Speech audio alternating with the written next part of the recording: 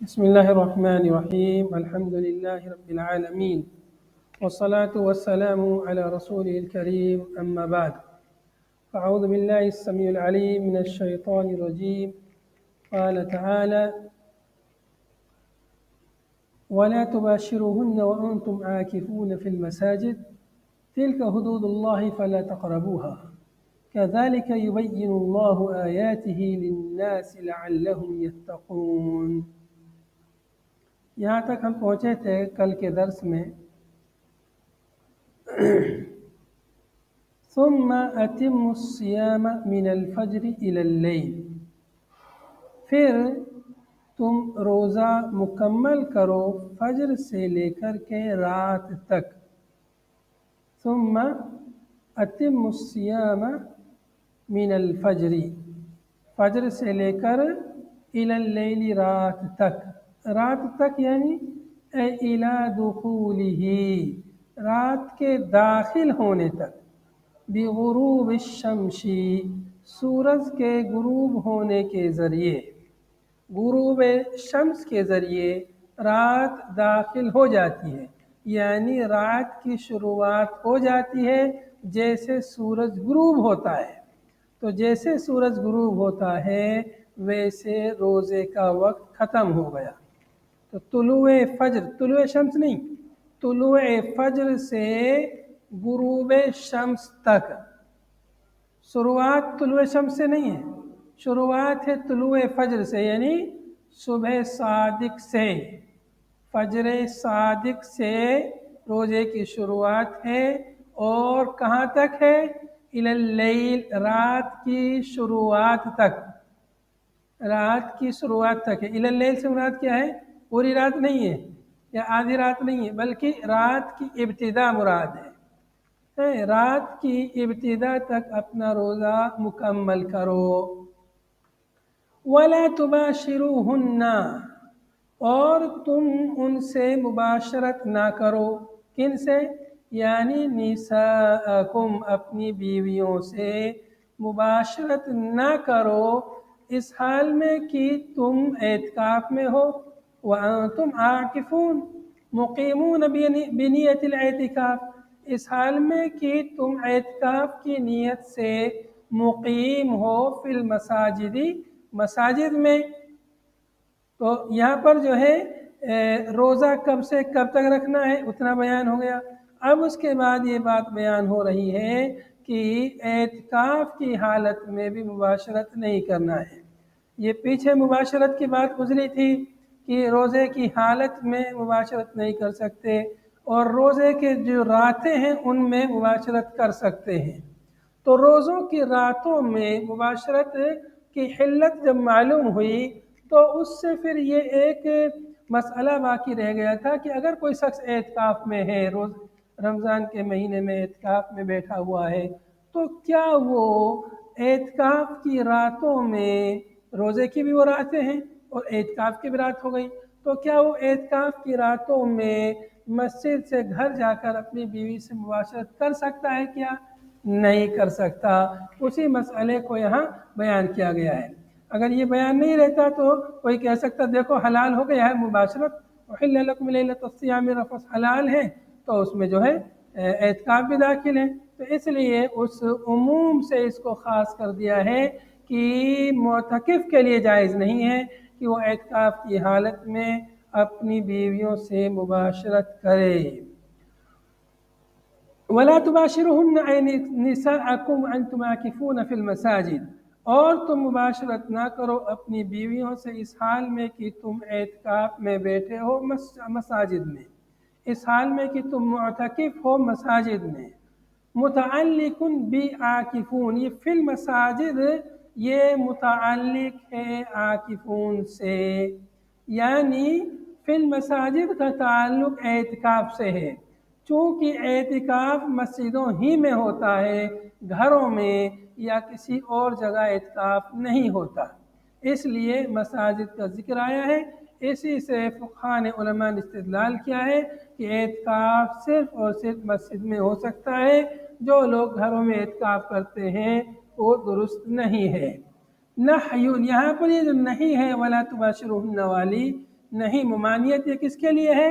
نہیں، لمن کان یخرج وهو معتکف، یہ ممانعت اس کے لیے ہے جو شخص نکلے، مسجد سے نکل کے جائے اس حال میں کہ وہ معتکف ہو، اس حال میں کہ وہ معتکف ہو، فَيُجَعْمِ امْرَأَتَهُ وَيَعُودْ، چنانچہ جا کر کے گھر جا کر کے اپنی بیوی سے مجامعت کریں اور پھر واپس آ جائے، اس کے لیے یہ ممانعت ہے، اس کے لیے ممانعت ہے، ورنہ مسجد میں تو یہ کام ویسے بھی درست نہیں ہے، اعتکاف ہو یا بغیر اعتکاف ہو پھر بھی مسجد میں کام درست نہیں ہے، لیکن یہاں پر یہ جو ممانعت ہے یہ اعتکاف کی حالت میں مباشرت کی ممانعت ہے، ایسا نہیں کہ مسجد میں مباشرت منع ہے، نہیں، بلکہ مباشرت کی ممانعت وہ معتکف کے لیے ہے، معتکف کے لیے اپنی بیوی سے مباشرت کرنا جائز نہیں ہے، چاہے وہ گھر جا کے کرے پھر بھی اس کے لیے یہ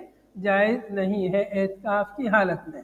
تو مساجد کا جو تعلق ہے وہ اعتکاف سے ہے، یعنی اعتکاف وہ مسجد میں ہوتا ہے، دوسری جگہ نہیں ہوتا۔ تلک الاحکام المذکورہ، جی کوئی کچھ فرما رہا ہے؟ جی شیخ، عورتوں کا کیا حکم ہے؟ عورتوں کے لیے بھی اگر اعتکاف کرنا ہے ان کو بھی مسجد میں ان کے لیے انتظام کرنا چاہیے، ان کو بھی مسجد میں اعتکاف کرنا چاہیے، ایسا نہیں کہ ان کے لیے گھر میں جائز ہے، نہیں، عورتوں کے لیے اعتکاف مسجد ہی میں ہوتا ہے، دوسری جگہ نہیں ہوتا، اگر مسجد میں انتظام نہیں ہے تو پھر ان کے لیے اعتکاف نہیں ہے۔ شیخ تو مرد بھی رہیں گے نا مسجد میں بھی؟ ایسا ہے نا، عورتوں کے لیے الگ انتظام ہوتا ہے، مرد تو ہر جگہ رہتے ہیں، بازار میں بھی رہتے ہیں، گھر میں بھی رہتے ہیں، مدرسوں میں بھی رہتے ہیں، اسکول میں بھی رہتے ہیں، کہاں جہاں جہاں مرد ہیں وہاں عورتیں نہیں ہیں کیا؟ ہر جگہ ہیں، تو عورتوں کے لیے مسجد میں الگ انتظام ہوتا ہے، یا تو ایک الگ کمرہ حجرہ ہوتا ہے، یا اس کی چھت پر ایک منزل عورتوں کے لیے خاص رہتی ہے، یا نیچے بیسمنٹ میں الگ خاص ہوتا ہے، مطلب ان کے لیے بالکل الگ انتظام رہتا ہے، مردوں سے کوئی تعلق نہیں رہتا وہاں پر، آنا جانا مطلب دیکھتے بھی نہیں عورتیں، بالکل الگ رہتا ہے، یا مسجد ہی میں ایک پارٹیشن کر دیا جاتا ہے، کوئی دیوار وغیرہ لکڑی وغیرہ کی دیوار یا کسی طرح کی کچھ اس طرح پارٹیشن کر دیا جاتا ہے جس سے ان کے لیے الگ ہی انتظام رہتا ہے، اس میں کوئی اختلاط والی بات نہیں ہے، جیسا کہ لوگوں نے مشہور کر رکھا ہے کہ عورتیں مسجد میں جائیں گی، مردوں کا اختلاط ہوگا، یہ فتنہ ہوگا وغیرہ وغیرہ،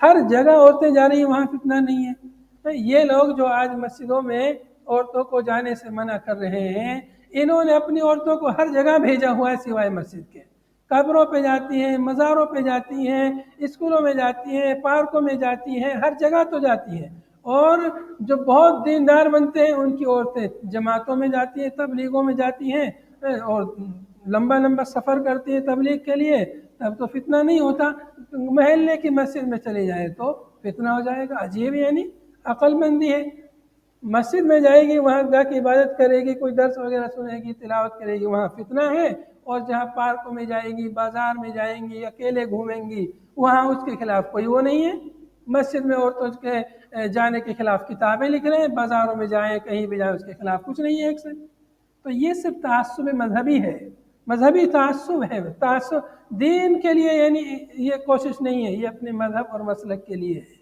جب قرآن و حدیث میں صراحت ہے عورتوں کے لیے مسجد میں جانے کی، یہاں تک کہ اللہ کے نبی صلی اللہ علیہ وسلم کی صریح حدیث ہے لا تمنعوا اماء اللہ مساجد اللہ، اللہ کی بندیوں کو مسجدوں سے، اللہ کی مسجدوں سے نہ روکو، صراحت موجود ہے، اس کے باوجود بھی لوگ اپنے اپنے منمانی کرتے ہیں، اور یہی وجہ ہے کہ آج ہندوستان میں جو ہے بہت سارے لوگ کورٹ میں پہنچ گئے ہیں، مسلمان عورتوں کو مسجد میں نہیں جانے دیتے، یہ تو بہت بڑا ظلم ہے عورتوں کے ساتھ، ناانصافی ہے، ایسے ہی جو ہے طلاق کے بارے میں مسئلہ جو ہے جو کورٹ میں پہنچا، صحیح جو طلاق کا قرآن و حدیث کے مطابق جو طریقہ ہے اس پر نہ عمل نہ کرنے کی وجہ سے دین کی بے حرمتی کی گئی، اور دینی مسائل کو جو ہے لوگوں نے کورٹ تک پہنچا دیا، اور انہی کی بیوقوفی کی وجہ سے پھر جو ہے یہ مسجد والا مسئلہ اٹھ رہا ہے، وقتاً فوقتاً اٹھتا رہتا ہے، کیونکہ جب دین میں جس چیز کی گنجائش ہے، صراحت ہے، اجازت ہے، اس کے خلاف جو علم بغاوت کرنا یہ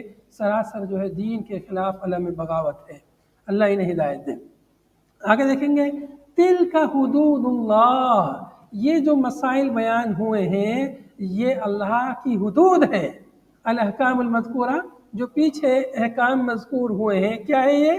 حدود اللہ، یہ اللہ کی حدود ہیں. حدود یعنی حد کی جمع ہے.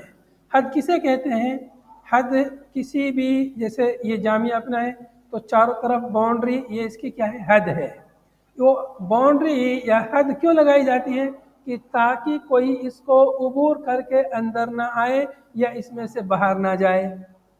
باؤنڈری جو ہوتی ہے یا جو حد لگائی جاتی ہے، کھیتوں میں جیسے حد ہے، کھیتوں کی حدود چاروں طرف ہوتی ہیں، تو وہ سب حد کیوں ہوتی ہیں؟ وہ ایک پہچان ہے کہ بھائی یہاں سے یہاں تک یہ ہمارا کھیت ہے، اب کوئی ہمارے کھیت کی طرف نہ بڑھے، ادھر تجاوز نہ کرے یا ہم ادھر تجاوز نہ کریں. اگر وہ حد نہیں رہے گی کھیتی باڑی میں، کوئی ادھر سے زیادہ کاٹ لے گا، کوئی اس کا کاٹ لے گا، اختلاف ہوگا. تو یہ حد بندی ہوتی ہے تاکہ نظام منظم رہے، فتنہ فساد نہ ہو، لڑائی جھگڑے نہ ہو، سب کام صحیح طریقے سے ہو. تو ایسے دین کی بھی حدود ہیں. جو دین میں جو حدود ہیں یہ دو طرح کی ہیں. ایک حدود ہے ممانعت نواہی، ایک ہے اوامر، حکم دیا گیا کسی کام کے کرنے کا، ایسا کرو ایسا کرو، نماز پڑھو، روزہ رکھو، زکوٰۃ دو. یہ کیا ہے؟ اللہ کی حدود ہیں، اوامر، ایسا کرو. ان سے آگے نہیں بڑھو، جتنا کہا جا رہا اتنا کرو. اور ایک ہے نواہی، ممانعت، یہ مت کرو وہ مت کرو. جیسے یہاں پر ہے وَلَا تُبَاشِرُوهُنَّ، تم اپنی بیوی سے مباشرت نہ کرو اعتکاف کی حالت میں.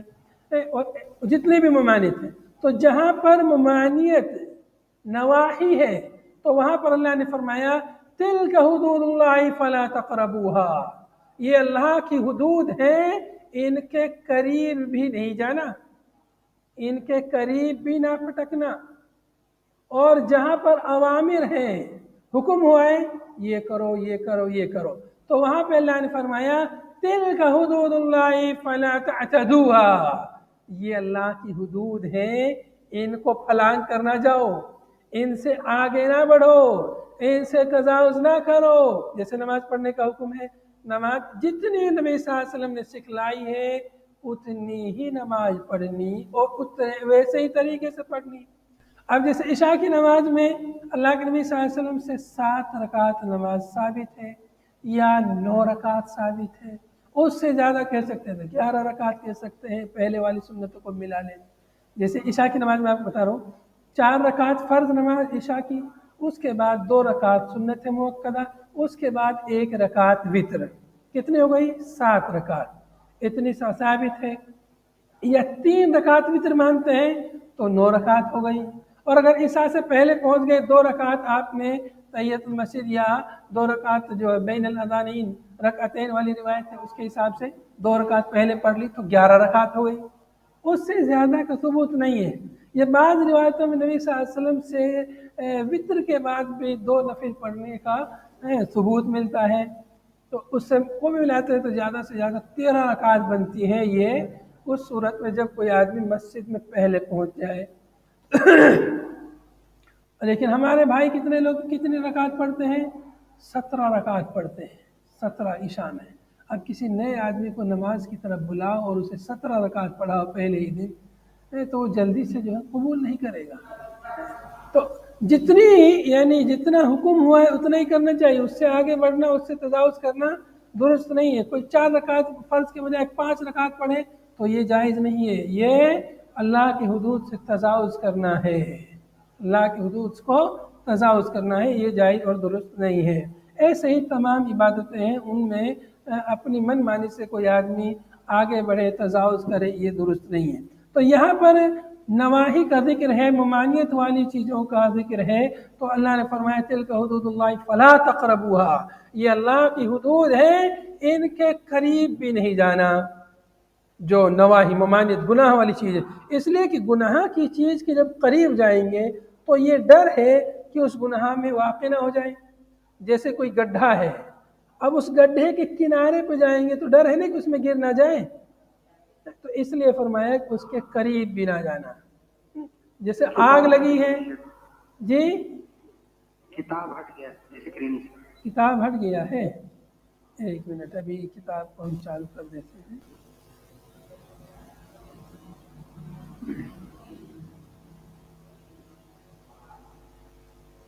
चाल अभी चालू हो जाएगा इंशाल्लाह। चालू हुआ ना?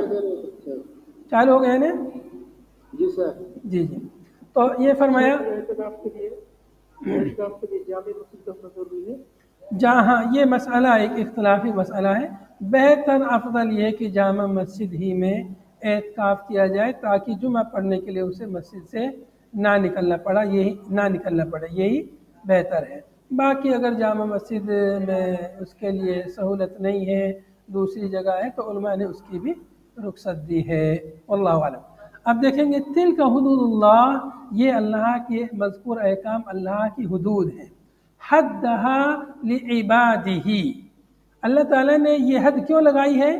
अपने बंदों के लिए ये हद मुकर्रर की है, लियक़िफ़ू इंदहा, ताकि उस हद पर जाके रुक जाए, उस हद से आगे ना बढ़े। जैसे अल्लाह ताला ने इजाज़त दी बीवी से मुबाशरत करो, इजाज़त दी कि रमज़ान में रातों में भी मुबाशरत कर सकते हो बीवी से, लेकिन एक हद मुकर्रर कर दी है कि अगर तुम एतकाफ में हो तब रमज़ान की रातों में भी मुबाशरत नहीं कर सकते, हद मुकर्रर हो गई।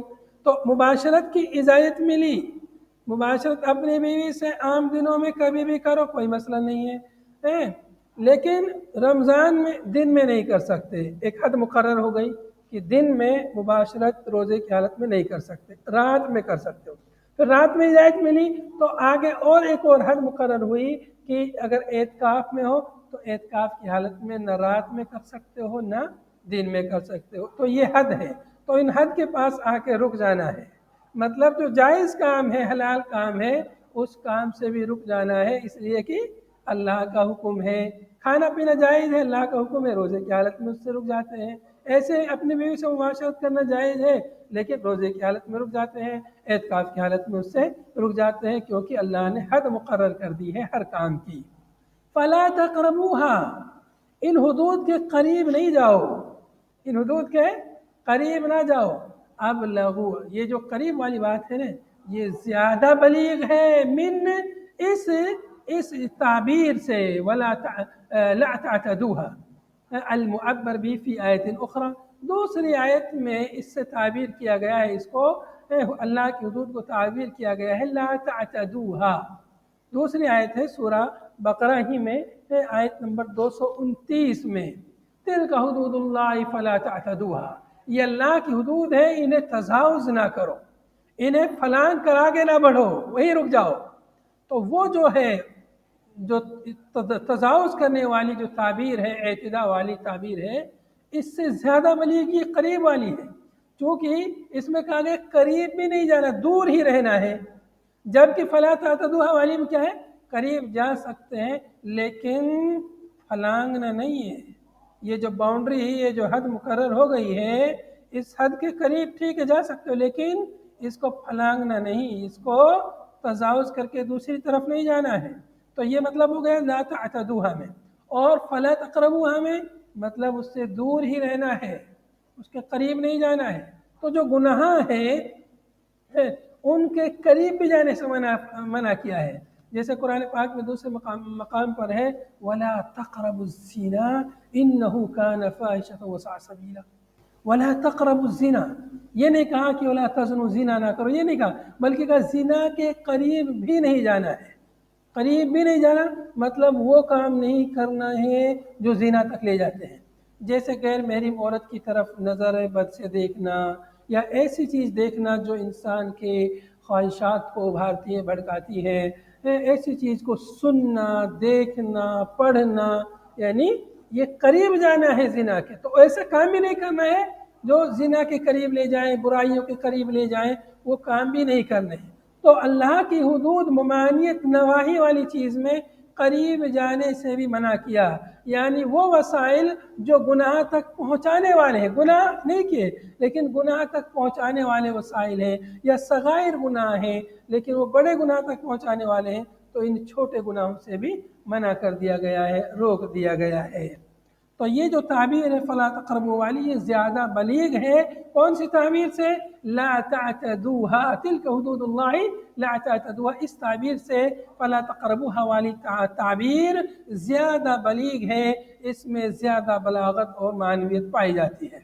کذالک اسی طرح کما بین لکم ما ذکر جیسا کہ بیان کیا تمہارے لیے جو پیچھے مذکور ہوا، ایسے ہی یبین اللہ آیاتہ للناس اللہ تعالیٰ اپنی آیات کو لوگوں کے لیے بیان کرتا ہے، کھول کھول کر کے آیتوں کو، مسائل کو، احکام کو اللہ تعالیٰ بیان کرتا ہے، لعلہم یتقون تاکہ وہ لوگ بچیں، پرہیز کریں، محارمہ اللہ کے محارم سے پرہیز کریں، اللہ کے محارم سے بچیں، جن چیزوں کو حرام کیا ہے ان چیزوں سے تاکہ دور رہیں، ان سے ڈریں۔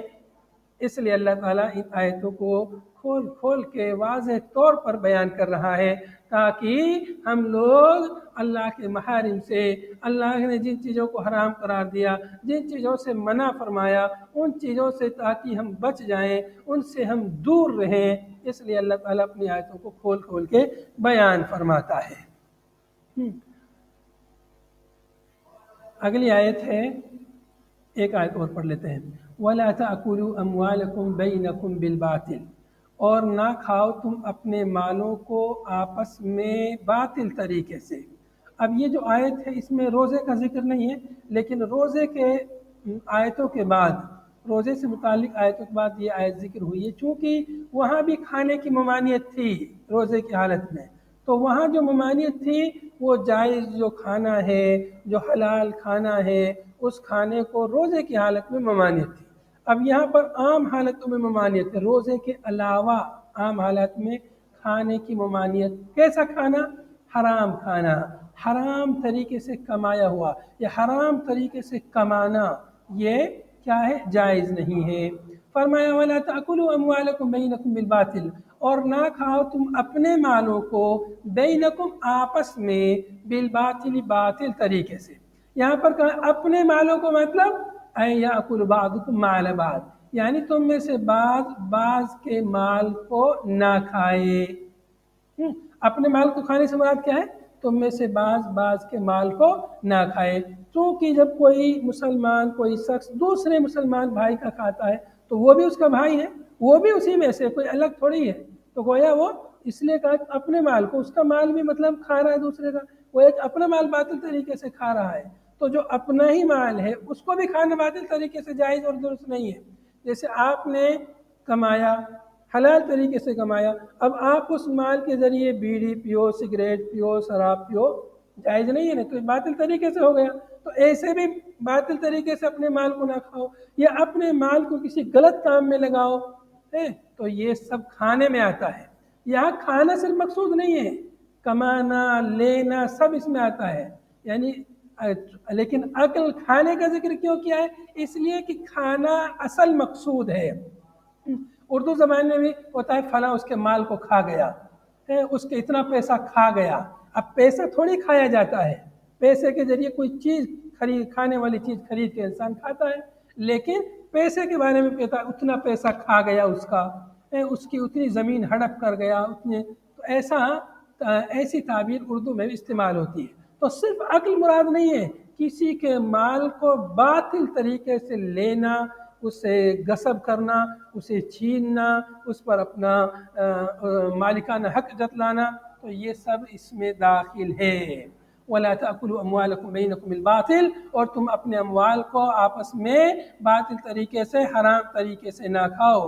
یعنی باطل سے مراد کیا ہے؟ الحرام شرعاً، جو شرعی طور پہ حرام ہے، جیسے کالسرقۃ والغصب، جیسے چوری ہے، کسی کے مال کو غصب کرنا ہے، کسی کے مال کو بے ایمانی سے لینا ہے، کسی کو دھوکہ دے کے اس کا مال لے لینا، یہ سب اس میں داخل ہیں۔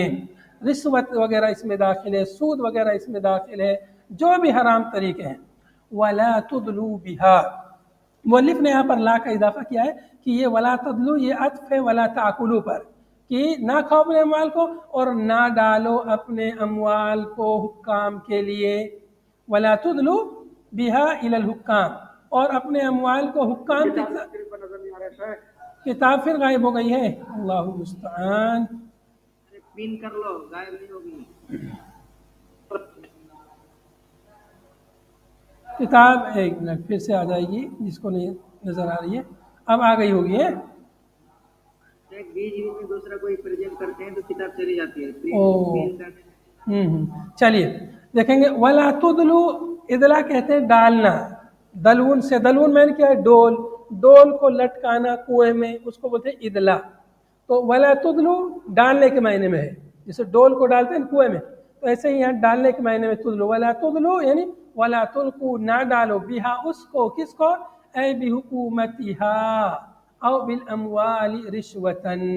हुकूमतिहा, हुकूमत का माने यहाँ पर क्या है, झगड़े या जो आपस में झगड़े हो जाते हैं, उन झगड़ों के फैसले कराने के लिए खुसूमत, एहतिकाम है कि आपका किसी से किसी माल के सिलसिले में झगड़ा हुआ, अब कहाँ जाएंगे, हाकिम के पास, काजी के पास जाएंगे, अब उसको रिश्वत दे के फैसला अपने हक में करा लें, तो उसका पूरा पैसा हड़प कर लें, तो ये दुरुस्त नहीं है। ये मतलब हुआ यहाँ पर वला तुदलू बिहा इलल हुक्काम, ना डालो उन अमवाल को हुक्काम की तरफ, औ बिल अमवाली रिश्वतन, या अमवाल को ना डालो रिश्वत के तौर पर, इलल हुक्कामी, हुक्काम की तरफ, जो हाकिम है या जो फैसला करने वाला आदमी है, कादी, उसको आप पैसा दे दो रिश्वत के तौर पर कि फैसला मेरे हक में सुना दो, फैसला मुझे चाहिए, फैसला मेरे हक में होना चाहिए। तो ये पैसा जो रिश्वत के तौर पर दिया, उसके लिए भी खाना हराम, आपके लिए देना हराम। फिर उस रिश्वत की वजह से फैसला अगर आपके हक में हुआ, तो वो पैसा फिर वो खाना हराम, जो पैसा आपको रिश्वत की वजह से मिला है। तो ये जायज़ नहीं है, ऐसा ना करो। और अगर ला को हम मुकद्दर नहीं माने, फिर भी माना सही है। जैसे ये कहा कि अपने अमवाल को बातिल तरीके से ना खाओ, बातिल तरीके से कैसे, कि ऐसे कि वह तुदलू बिहा, कि तुम उस माल को डाल दो हुक्काम की तरफ रिश्वत के लिए, है बातिल तरीके की गोया वजाहत हो गई कि तुम डाल दो अपने अमवाल को हुक्काम की तरफ। क्यों, लिताकुलू बित्तहाकुमी फरीक़म मिन अमवालिन नास, कि ताकि तुम खाओ। क्यों डालते हैं माल हुक्काम के लिए, क्यों डालते हैं, कि ताकि तुम तहाकुम के जरिए खाओ, फरीकन ताइफतन, एक हिस्सा, मिन अमवालिन नास, लोगों के अमवाल का।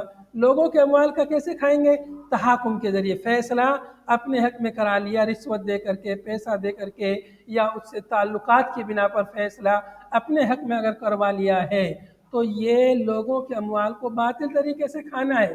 फरीक का मतलब यहाँ पर, फरीक का मतलब लोग नहीं है, फरीक का मतलब है माल का कुछ हिस्सा, ताइफत मिन अमवाल, अमवाल के का कुछ हिस्सा, कुछ जुज, कुछ फरीक, लोगों के अमवाल का कुछ हिस्सा तुम खाओ, बिल इस्मी, गुनाह के ज़रिए, बिल इस्मी, गुनाह के ज़रिए, गुनाह करके, रिश्वत दे करके, या ये कि अपने उससे ताल्लुकात की बिना पर, या उसका कुछ और काम आपने कर दिया, उसके बिना पर वो आपके हक में फ़ैसला दे, तो ये जायज़ नहीं है। वह तुम तालमून, इस हाल में कि तुम जानते हो कि ये गुनाह है, ये रिश्वत, ये गलत है, अन्नकुम मुब्तिलून, तुम जानते हो कि तुम बातिल हो।